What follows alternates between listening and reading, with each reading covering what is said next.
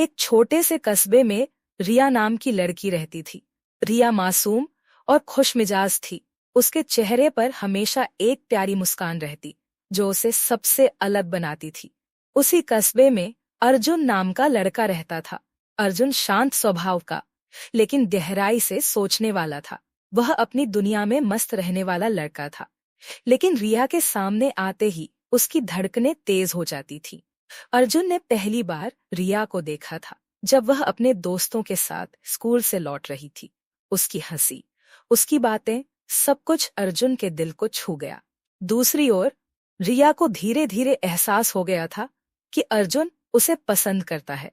रिया ने भी अर्जुन के शांत स्वभाव और सादगी को दिल से चाहना शुरू कर दिया था।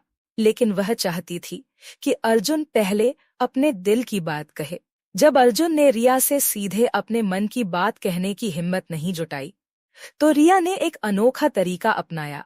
वह हर हफ्ते अर्जुन को एक पत्र लिखती, जिसमें वह अपने दिल की बातें लिखती थी। रिया उम्मीद करती थी कि अर्जुन उन पत्रों को पढ़कर उसके दिल की बात समझ जाएगा। अर्जुन हर बार रिया से पत्र लेता और अपने कमरे में रख देता, लेकिन कभी उन्हें खोलकर नहीं पढ़ता। उसे डर था कि कहीं रिया ने मजाक में कुछ लिखा हो या उसे गलत फहमी हो गई हो। वह अपने डर और झिझक के कारण रिया की बातों को कभी समझ ही नहीं पाया। दिन, हफ्ते और फिर महीने बीतते गए। अर्जुन और रिया की मुलाकातें कम होने लगी। अर्जुन अचानक कस्बे से चला गया। रिया को जब अर्जुन के गायब होने की खबर मिली, तो वह बेचैन हो गई। उसने अर्जुन के दोस्त से पूछा, अर्जुन कहाँ है? वह इतने दिन से दिख क्यों नहीं रहा? रिया, अगर तुमने यह सवाल कुछ दिन पहले पूछा होता तो शायद आज सब कुछ ठीक होता। अर्जुन ने कभी तुम्हारे पत्र नहीं पढ़े।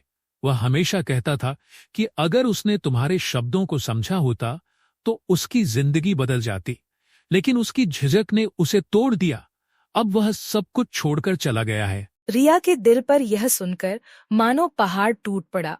वह तुरंत अर्जुन के घर गई।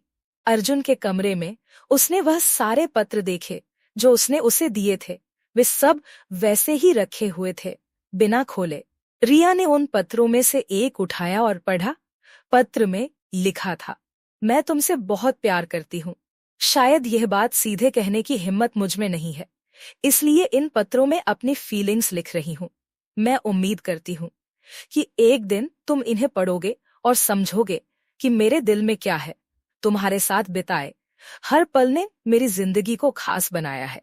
रिया ने बाकी पत्र भी पढ़े।